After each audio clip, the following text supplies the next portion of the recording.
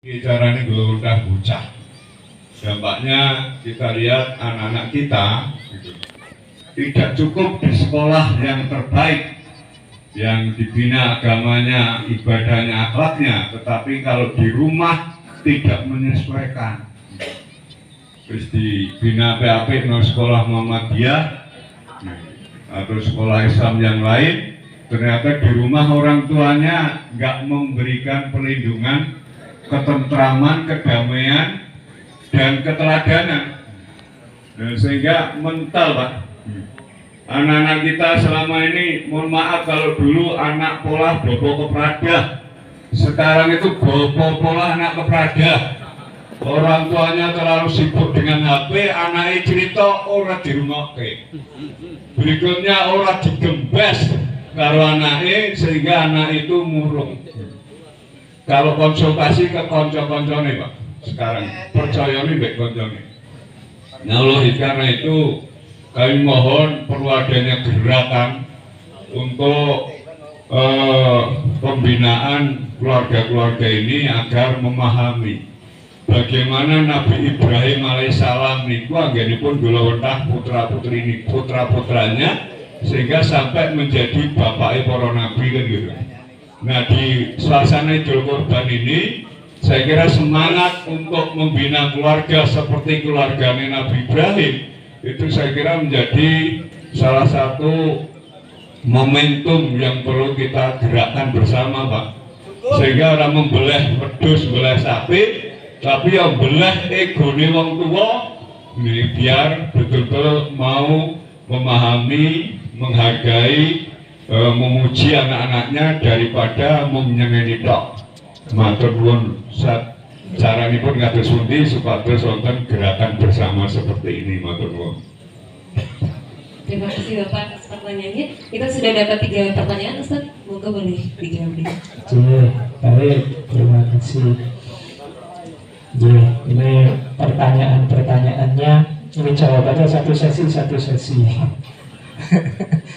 Yang pertama dan kedua itu kalau dibikin kajian nanti temanya bagaimana menghindari sifat ujub, sifat sombong kalau kita sudah menjalankan perintahnya Allah, amanatnya Allah.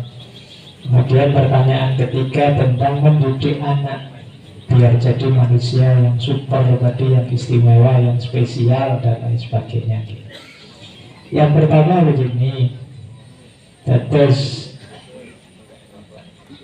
ada orang kalau dia melakukan kebaikan, kalau dia melakukan kepatuhan, ketaatan kepada Allah, dia merasa bahwa patuh taat baik itu karena aku bisa, karena aku mampu.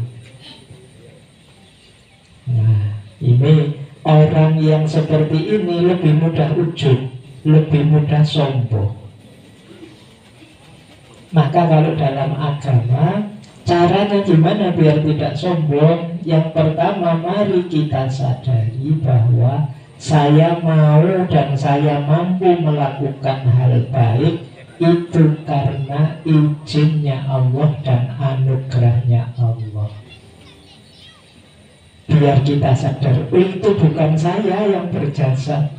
Makanya kita itu diminta sukses apapun, alhamdulillah.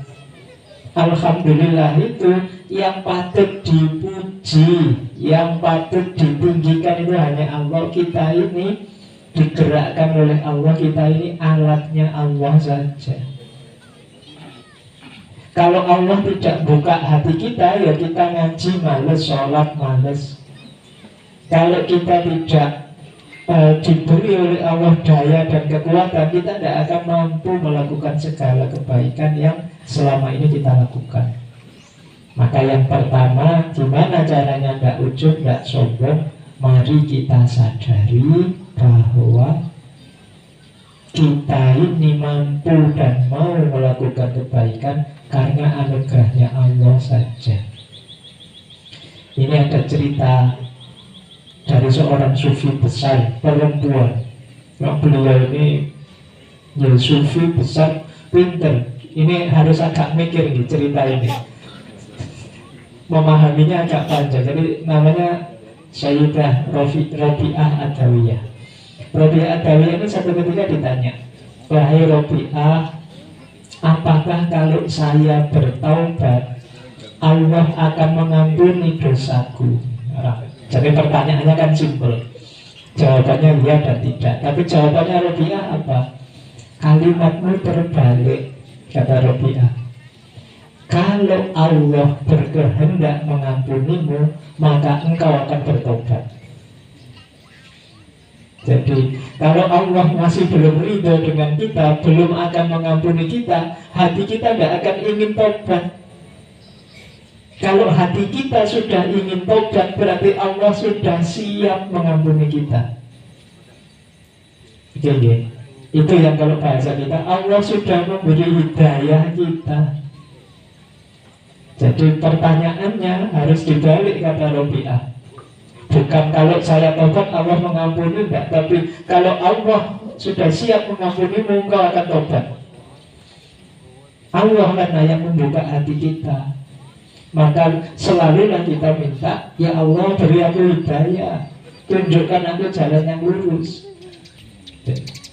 Meskipun nanti ada orang, dulu Pak Yai saya pesan begini, kapanpun dalam hatimu muncul keinginan yang baik, yang mulia, segera dieksekusi. Kenapa? Itu hidayah dari Allah. Kalau ada niat, ya Allah ngaji ini ingin saya kembangkan begini, kalau itu baik segera dijalankan. Itu isyarat dari Allah. Ya Allah kok tiba-tiba kerentek, tahun ini ingin korban yang lebih dari tahun lalu, jalankan saja kalau memang mampu. Kenapa? Itu isyarat dari Allah. Segala suara hati yang mengarah pada kebaikan itu dari Allah.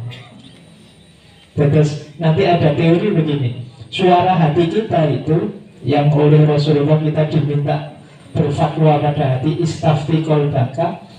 Tapi ya suara hati kita itu 3 jenis Bapak Ibu. Kalau menuju yang baik-baik itu hidayah dari Allah. Tapi kalau menuju yang enak-enak, nyari enak saja, itu bisikannya nafsu. Kalau menuju yang jelek-jelek, itu bisikannya iblis, setan. Ingat-ingat itu. Jadi suara hati itu bisa mengarahkan kita pada kebaikan, tapi nggak hati-hati. Pak, kata suara hati saya, pagi ini tidak perlu ngaji juga tidak apa-apa, mau ngaji itu sunnah saja, nanti begitu. Itu kemungkinan ngajak yang jelek. Meskipun suara hati itu bisikannya setan, bisikannya iblis. Tapi kalau ngejak enak saja, tenang saja, Allah tidak apa-apa, hidup ini ngejak enak saja, tidak mau diajak berjuang, tidak mau diajak, itu kemungkinan dari nafsu. Nafsu itu ingin enak terus. Maka bisikan dari Allah itu ngajak kebaikan. Kok tiba-tiba aku ingin menyantuni anak yatim sebelah rumah itu ya, itu Allah yang menggerakkan kita, bisik kita. Nah, berarti apa? Kebaikan apapun itu sepenuhnya anugerahnya Allah. Jadi tidak harus kita ujub, tidak harus kita merasa bahwa aku yang bisa, aku yang mampu. Matur nuwun ya Allah, aku engkau jadikan alat untuk kebaikan. Ya Allah, alhamdulillah, cerita hidup saya adalah cerita kebaikan, cerita kepatuhan, cerita keikhlasan. Itu kita wajib bersyukur. Kita itu oleh Allah ditakdir benar sekaligus senang. Banyak orang yang ditakdir benar tapi berat. Saudara-saudara kita di Gaza, mungkin di Iran, itu kan mereka di posisi yang sedang dizalimi, posisi yang benar tapi berat menjalaninya. Kita di Indonesia ini alhamdulillah oleh Allah diposisikan di benar tapi sekaligus senang. Maka kalau tidak bersyukur, kita ini tidak tahu diri sebenarnya. Kalau tiap hari isinya sambat terus, padahal berapa banyak orang yang hidupnya lebih susah dari kita, berarti kita tidak tahu diri. Maka ayo diperbanyak syukur. Diperbanyak syukur berarti disadari bahwa semua nikmat ini dari Allah. Semua kemampuan, semua kebisaan ini dari Allah. Nah, terus itu ya yang pertama dan kedua, untuk biar kita tidak sombong. Pokoknya kita punya kelebihan apa, itu Allah. Seperti Nabi Sulaiman itu, Nabi Sulaiman dalam sejarahnya manusia disebut paling kaya. Tapi beliau setiap kali menyadari posisi beliau sebagai orang yang berlebih dalam harta, beliau selalu mengucapkan hadza min fadli rabbi. Ini semua anugerah Tuhan saja untuk mengujiku apakah aku akan bersyukur atau malah kufur. Karena kadang-kadang ujian kelebihan itu lebih berat daripada ujian kekurangan. Mengapa begitu? Kalau kita diuji kekurangan itu biasanya malah tambah dekat dengan Allah. Diuji uangnya habis, ya Allah, tambah kita dekat dengan Allah, tahajudnya tambah puasa. Ketika kita susah, tapi begitu diuji kelebihan, mulai sudah. Wah, selama ini Tuhannya lengkap. Ya Allah, turunkan rezeki yang manfaat, barokah, doanya banyak. Begitu kaya, bisa saja terus pikiran kita geser. Tuhan itu kan minta kaya, saya sudah kaya, buat apa? Ya kan? Saya sudah enak, bisa begitu. Jadi kadang-kadang ujian kelebihan itu lebih berat. Kayak tadi, potensi untuk ujub dan sombong itu mungkin ketika kita kelebihan. Kalau kekurangan, ya mau disombongkan apa? Enggak ada yang itu malah selamat dari sombong. Makanya kelebihan pun salah satu ujian dari Allah. Ujian untuk apa? Apa kita bersyukur atau jangan-jangan malah kufur? Ada banyak orang ketika oleh Allah ditakdir kaya, ditakdir berlebih malah melenceng, ditakdir jabatan tinggi malah rusak. Berarti tidak lulus ujian kelebihan. Nah, kalau ujian kekurangan lebih simpel. Biasanya tidak perlu disuruh kita tambah soleh kalau sedang dalam kondisi kurang itu. Terus ini yang pertama, pertanyaan pertama dan kedua. Ini pertanyaan ketiga. Ini agak panjang, mungkin nanti ada sesi kopi ngaji yang membahas ini. Kalau bahasa hari ini istilahnya parenting. Bagaimana kita ngomong anak-anak kita hari ini. Itu tantangannya lebih berat, Bapak Ibu. Anak-anak kita hari ini itu secara umum hebat sejak kecil. Kenapa begitu? Mereka didukung oleh gadgetnya masing-masing. Anak-anak hari ini lebih gampang jawab. Maka mereka tahu, mereka membanding dengan apa yang ada di gadget. Sementara pikiran mereka belum dewasa. Sehingga kadang lihat, bapak ini kok kaku sekali sih, ketat sekali. Kan di YouTube itu dibilangin beragama itu jangan kaku, jangan formalitas. Dia bisa begitu. Kenapa? Gadget ngasih tahu dia. Bukan berarti ilmu yang dia dengarkan salah, tapi belum waktunya, belum levelnya. Kalau kata Ki Hajar Dewantara, anak usia awal, khususnya usia SD, itu memang pendidikannya harus perintah dan larangan. Bukan kok, nak yang penting kamu cocok, kamu setuju jalan. Kalau enggak ya enggak apa-apa, manusiawi. Enggak bisa begitu anak kita. Kalau diarahkan yang manusiawi saja, dia nyari enak. Tapi tetap harus dengan kata Ki Hajar itu perintah dan larangan. Nanti lebih besar lagi ditunjukkan alasannya. Kenapa sih kamu suruh sholat? Kenapa sih kamu harus puasa? Itu bisa kita tulis dalilnya, alasannya. Mungkin usia-usia SMP, SMA sudah begitu. Tapi kalau usia SD apalagi lebih kecil, diperintah saja dan dilarang. Bila perlu ada hukuman-hukuman kecil yang tidak menyakiti, tidak bikin trauma tentu saja. Dan ini penting untuk anak-anak kita hari ini, karena hari ini itu pengaruhnya besar dari kiri kanan.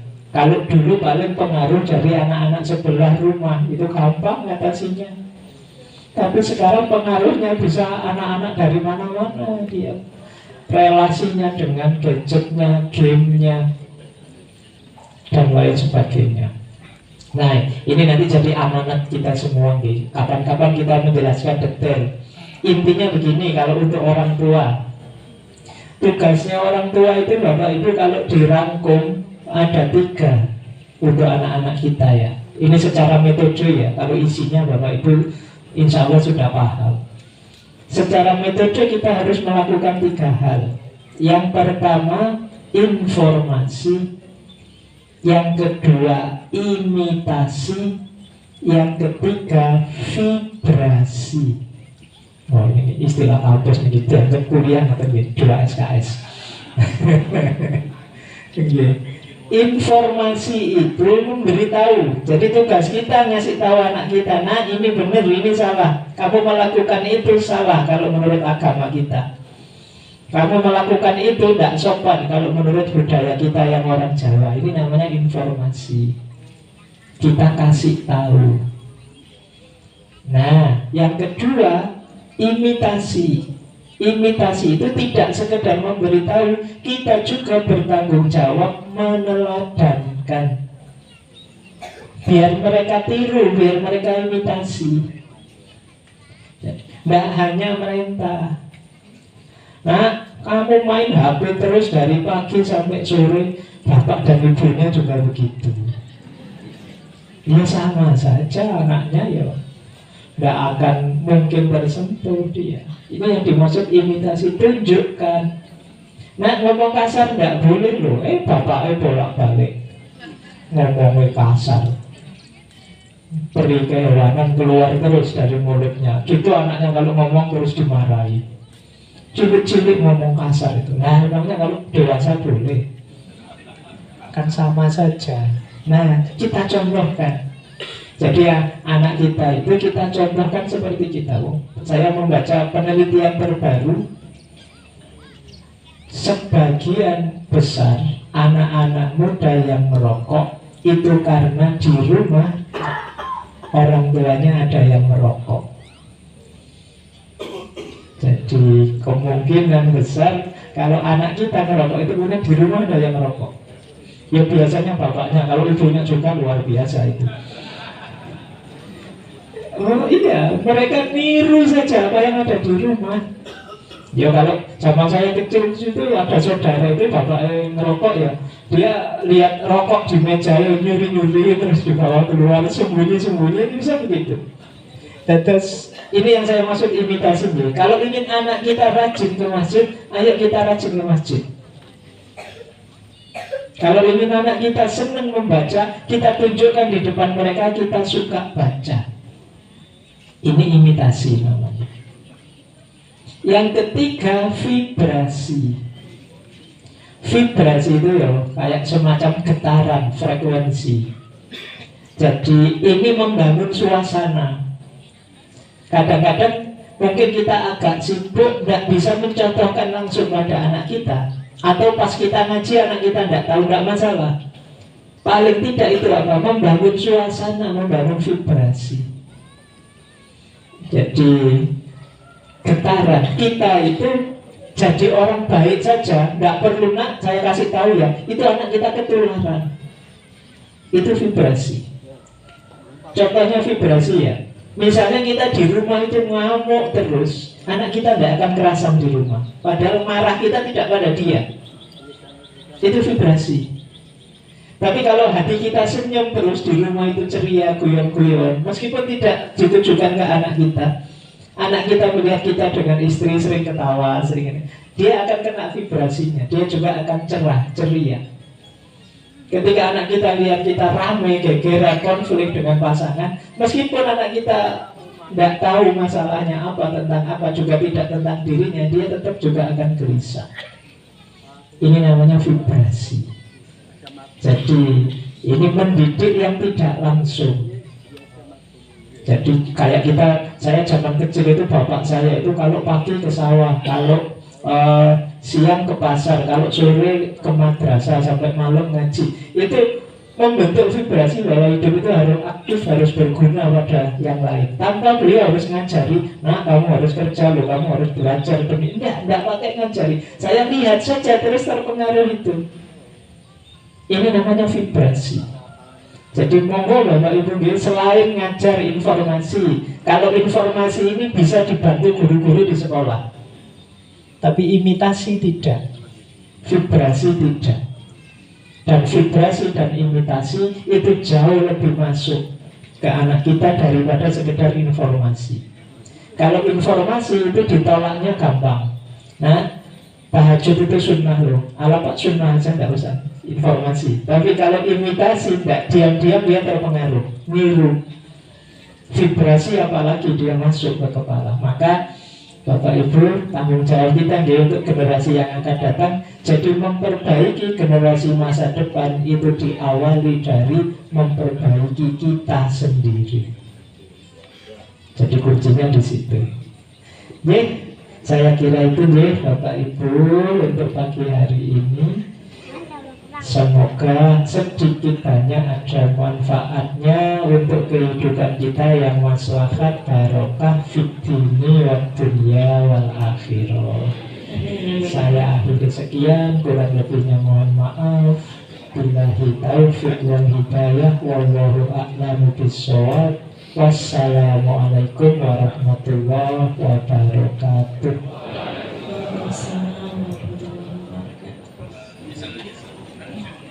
Alhamdulillah, mencerahkan buatan nih. Alhamdulillah, saya yang paling mencerahkan atau tercerahkan. Rasanya ketampar-tampar kalau Ustadz. Ya seustad-ustadnya Ustadz kadang-kadang juga ingin validasi. Ada satu pertanyaan Ustadz, ini bukan di era seperti ini, ada handphone, ada gadget, ya kadang ada orang niatnya sebenarnya fa'amma bi ni'mati rabbika fahaddits, tapi kadang disalahpahami oleh orang. Nah, bagaimana caranya di era handphone ada di tangan, ayo tahajud, ayo baca Quran, saya sudah ini, tapi tidak kelihatan tidak kelihatan riaknya gitu. Sedikit Ustaz. Betul. Ini saya tambah sedikit saja ini tadi ya. Terus jadi riak tidak riak karena Allah atau karena manusia, itu yang tahu kita ya, di hati kita. Jadi begini, kalau kita masih sibuk dengan komentarnya orang, berarti kita masih belum lillah. Ini termasuk tadi, saya itu tulus loh, kok orang anggap saya pamer sih? Ini berarti masih sibuk dengan orang. Terus masih khawatir dengan komentarnya orang. Terserahlah orang mau komentar apa, wong saya itu nawaitunya baik, nawaitunya mengingatkan. Itu saja. Jadi ketika kita motifnya baik dan yang kita lakukan itu baik, tidak harus sibuk dengan komentarnya orang. Ada satu ulama sufi namanya Syekh Ma'ruf Al-Qurhi atau Al-Qarhi, kadang-kadang dibacanya ya. Beliau bilang begini, kalau kita melakukan perbuatan baik karena manusia, ini bahkan oleh beliau, ini tidak hanya riya tapi ini musyrik. Tapi kalau kita meninggalkan perbuatan baik karena manusia, inilah riya. Terus kenapa kalau melakukan perbuatan baik karena manusia itu musyrik? Ya karena kita memposisikan manusia di posisinya Allah. Perbuatan baik itu ya karena Allah. Kok karena manusia kita menyekutukan Allah?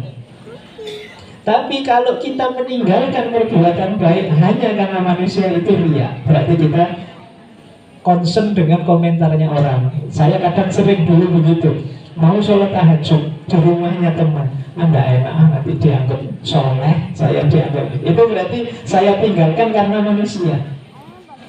Anda enak nanti dikomentari, dianggap terlalu baik, terlalu itu, terus kita tinggalkan itu. Itu karena inilah riya. Terus kalau tadi saya itu tulus, tapi gimana ya kok orang masih nganggap jelek, biar saja. Yang penting saya pastikan ini baik dan saya tulis. Bahwa orang berkomentar ini berkomentar itu di luar perhatian saya. Nah, ini yang disebut tulus. Mengatakan penutup yang sangat ciamik.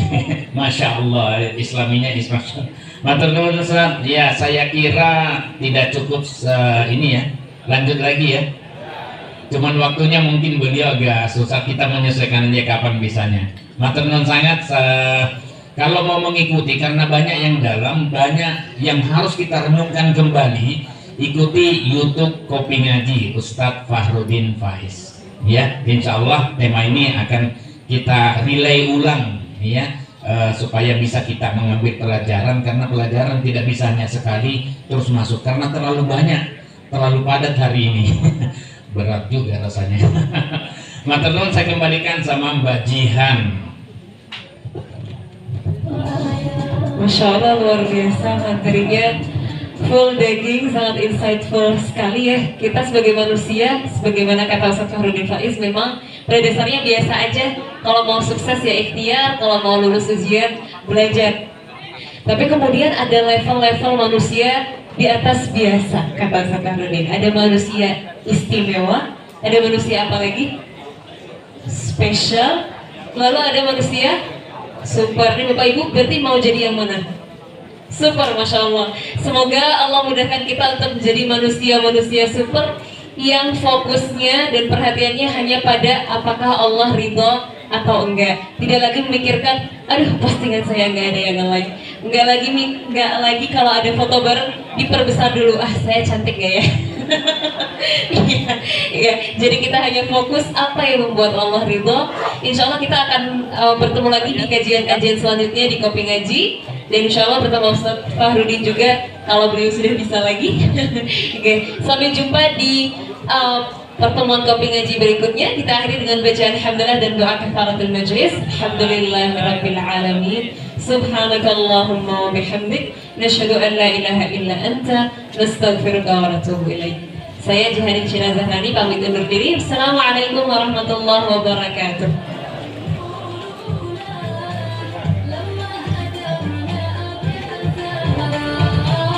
Oh iya, untuk informasi ada di WhatsApp grup ya Ustaz ya? Ada di WhatsApp Kopi Ngaji. Gimana? Oh, hari ini oke. Untuk infak yang masuk hari ini ada 3.890.000 dan 110.000, jadi totalnya 4 juta. Masya Allah, semoga berkah selalu untuk pengembangan dakwah tim Kopi Ngaji. Amin.